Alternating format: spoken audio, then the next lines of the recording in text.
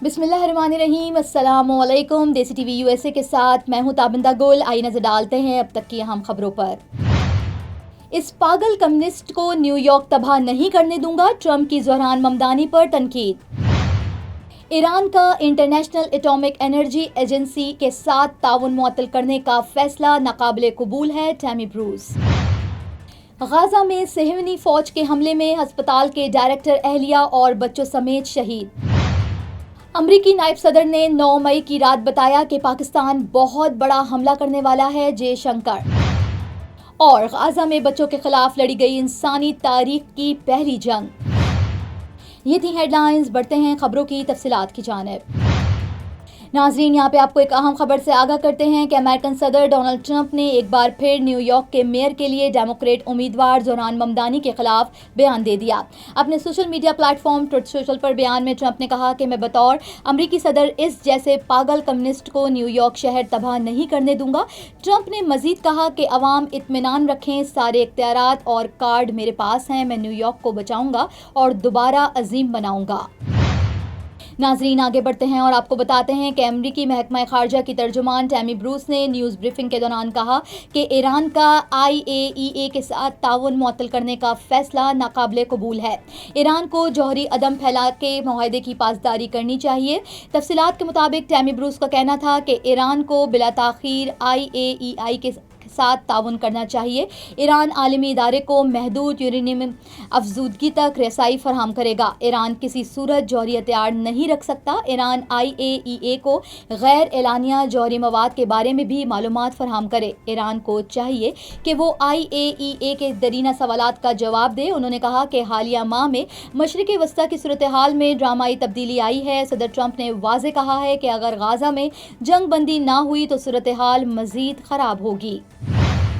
ناظرین، آگے بڑھتے ہیں اور آپ کو بتاتے ہیں کہ غزہ میں صہیونی فوج نے انڈونیشین ہسپتال کے ڈائریکٹر مروان السلطان کو اور ان کی اہلیہ اور بچوں سمیت شہید کر دیا۔ وزارت صحت کا کہنا ہے کہ غزہ میں اسرائیلی فضائی حملے میں انڈونیشین ہسپتال کے ڈائریکٹر ڈاکٹر مروان السلطان اپنے گھر پر اہل خانہ سمیت شہید ہو گئے ہیں۔ اسرائیلی فوج کی جانب سے بدھ کو غزہ سٹی میں رہائشی عمارت پر حملہ کیا گیا۔ اس حملے میں مزید 67 فلسطینی شہید ہو گئے۔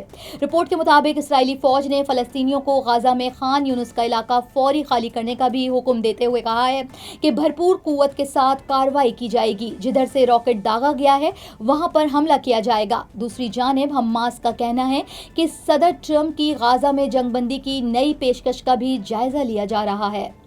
Neurological care is a pressing healthcare challenge in Pakistan.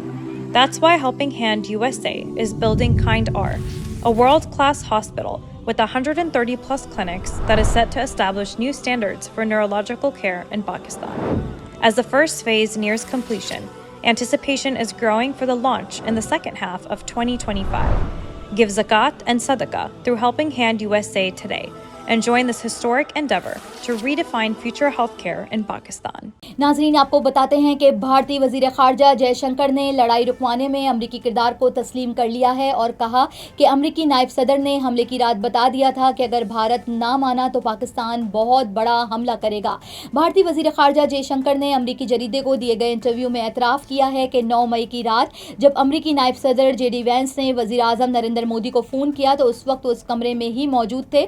امریکی نائب صدر نے کہا کہ اگر ہم نے کچھ باتیں تسلیم نہیں کی تو پاکستان انڈیا پر بہت بڑا حملہ کرے گا۔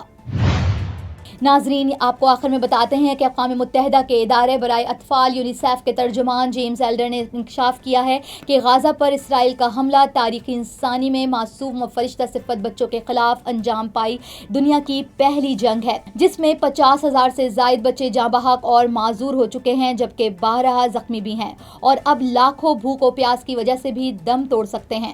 آسٹریلوی صحافی جیمز کا کہنا ہے کہ میں نے اپنی پوری زندگی میں غزہ جیسا خوفناک اور لرزہ خیز میدان جنگ نہیں دیکھا جہاں مختصر وقت میں اتنے زیادہ بچوں کو مارا گیا اور ملیا میٹ بھی کیا گیا۔ عالم یہ ہے کہ وسائل نہ ہونے سے بے ہوش کیے بغیر زخمی بچوں کے بازو یا ٹانگیں کاٹی جا رہی ہیں کہ ان کی جان بچ سکے۔